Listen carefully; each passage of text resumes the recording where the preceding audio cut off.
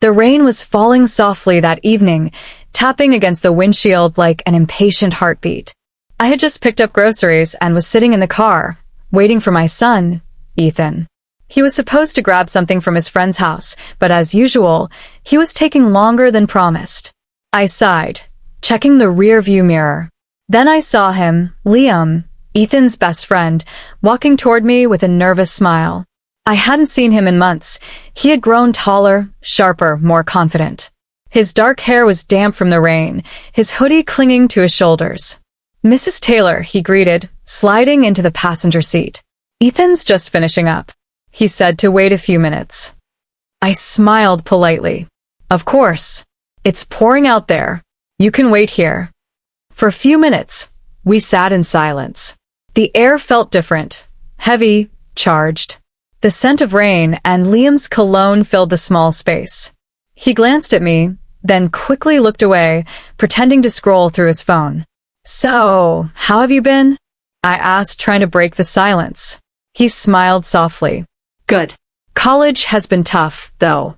I didn't realize how much I'd miss home, and you guys." I chuckled. "You used to raid our fridge every other day."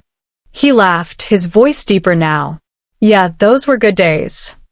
Something in the way he said it made my heart stir, nostalgia mixed with something I didn't want to name. Lightning flashed outside, illuminating his face for a brief moment. The seriousness in his eyes, the maturity that hadn't been there before. "You've changed, Liam," I said softly. "You've grown up." He looked at me, then really looked. "So have you, Mrs. Taylor. But you still look exactly the same." His words lingered in the air longer than they should have. I looked away, pretending to check my phone. My pulse betrayed me, quickening like a guilty secret. The rain grew louder, drumming on the roof. The windows fogged slightly, blurring the world outside. Liam leaned forward, rubbing his hands together for warmth. "Are you cold?" I asked automatically. "A little," he said with a shy grin.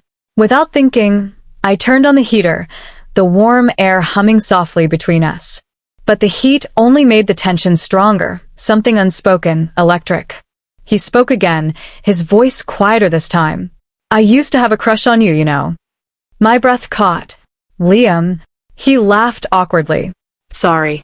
That was stupid to say. Just old memories. I was like 16. I forced a smile. "Teenage boys have crushes on everyone." "Not everyone," he murmured, his eyes meeting mine. The space between us felt impossibly small now. My mind raced. "This is wrong," I told myself. "He's my son's friend." But the sincerity in his gaze, it wasn't childish. It wasn't naive. It was something deeper, admiration, maybe even affection. A sudden flash of headlights cut through the rain, Ethan running toward the car. I exhaled in relief, starting the engine. Liam leaned back quickly, his expression unreadable. The spell was broken. Ethan jumped in, dripping wet. "Man, that rain's crazy," he laughed. "Thanks for waiting, Mom." "Of course," I said, forcing normalcy back into my tone. As we drove home, I caught Liam's reflection in the mirror. He was looking out the window, but his hand, resting near the gear shift, brushed against mine for a fleeting second. Neither of us pulled away. The rest of the drive was filled with laughter between the boys, but my thoughts were miles away. I told myself it was nothing, just nostalgia, just imagination. But when I dropped Liam off and he turned back with that same quiet smile, my heart betrayed me again. I didn't know then that this simple car ride would change everything. The way I saw him, the way I saw myself, and the delicate balance of a life I thought I understood. Because sometimes, love doesn't ask permission. It just happens. The next few days passed quietly, but something inside me had changed. That moment in the car, the rain, the warmth, the look in Liam's eyes, kept replaying in my mind like a scene I couldn't turn off. I told myself it meant nothing. He was young, polite, nostalgic. I was imagining things. But deep down, I knew it wasn't just in my head. A week later, Ethan invited Liam over again. I heard them laughing in the living room, that same easy friendship that had lasted years. But when I came in with snacks, our eyes met, and the room seemed to pause. Liam stood to help me. "Let me take that," he said, his voice calm, respectful, but something flickered behind his eyes. "Thank you," I whispered. Our fingers brushed, and that same electricity from the car came rushing back. I excused myself to the kitchen, trying to steady my breathing. But a few minutes later, Liam followed. He leaned against the counter, arms crossed, watching me silently. "You've been avoiding me," he said softly. I froze. "I haven't." He smiled faintly. "You have. It's okay. I just wanted to say I'm sorry if I made you uncomfortable." His tone was sincere, mature. I should have felt relieved. Instead, my heart ached. "You didn't," I said quietly. "It's just complicated." He nodded slowly. "Yeah, "I know." For a moment, neither of us spoke. The sound of Ethan's laughter from the living room felt like a distant echo from another world, a world where everything was simple. Then Liam said, almost in a whisper, "It's strange, isn't it? How one small moment can change the way you see someone." His words hit too close. I met his gaze, and all the unspoken feelings between us filled the silence, like fog. I took a deep breath.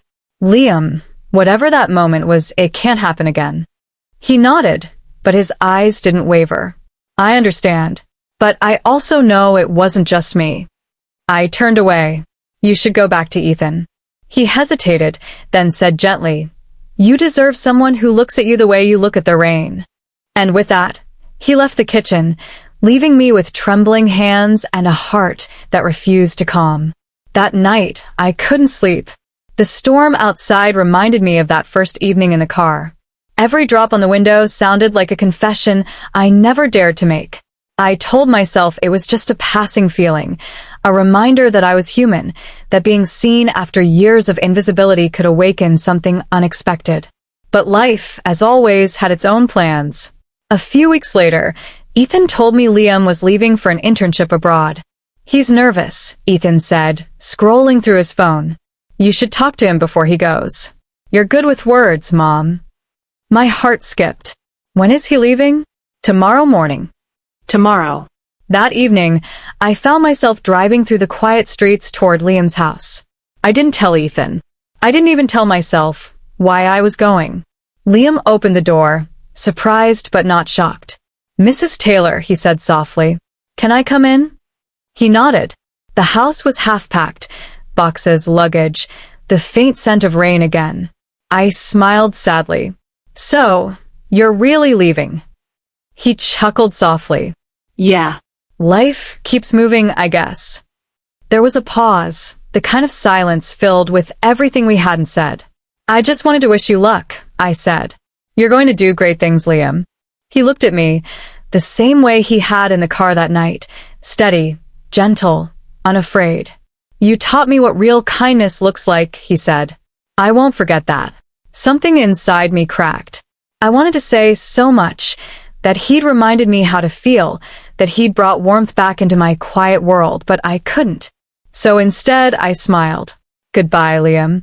He stepped closer, hesitated, then gently took my hand. His touch was soft, reverent. Not a plea, not a promise, just a goodbye that meant everything. "Goodbye, Mrs. Taylor," he whispered. And just like that, it was over. Months passed. Life settled again. Ethan graduated. I returned to my routines. But sometimes, when it rained, I'd find myself sitting in the car, listening to the drops hit the windshield, remembering a boy who had once made me feel seen. It wasn't a love story in the traditional sense. There were no grand gestures, no forever promises. But in that small, fleeting connection, I rediscovered something I'd lost long ago, the ability